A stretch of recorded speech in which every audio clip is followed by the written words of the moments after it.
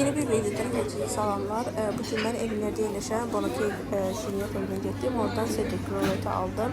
Gördüğünüz gibi kıymeti burada 5 manatlı ve başka şirniyyatlar da var. Həqiqətən çox dadlı olur buranın. Aha, bəli, zəhmət olmasa. 4.50 də, hə, yoxsa 5-dir? Salam dostlar.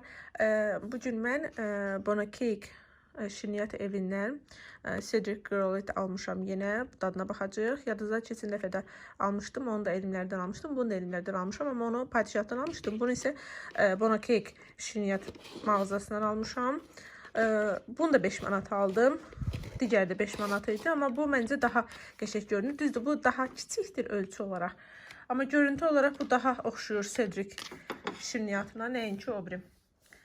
Baxın, zəhmət olmasa.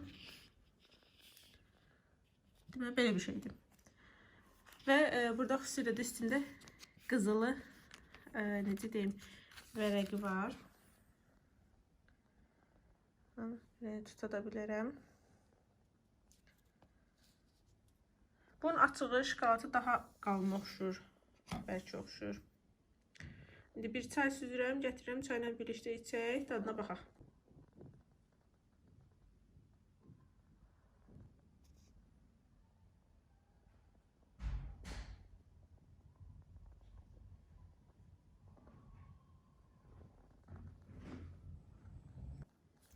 Mən üzvə bir çay süzdüm, limonlu təbii ki. İndi bunun dadına baxacağım, amma salfetkanı götürmək istəyirəm, çünki əlim şokolat olsun istəmirəm. Dostu, necə götürüm?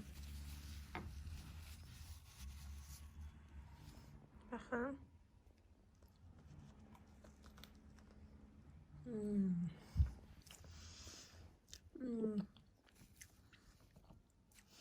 Dad olaraq yaxşıdır, amma açığı məncə padişahdaşında da bundan yaxşıydı. Sadəcə bunun görüntüsü və şokolatı daha qəşəngdir. Dad olaraq məncə padişahdakı bundan daha yaxşıydı. Belə ümumi yaxşıdır əslində. Sadəcə dediyim kimi bunun görüntüsü, şokolatı və s. yaxşıdır, qalınlığı.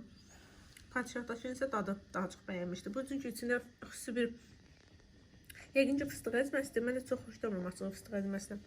Bəlkə də ona görə xoşum gəlmədi. Amma ümumiyyətlə dadına baxmağa olar.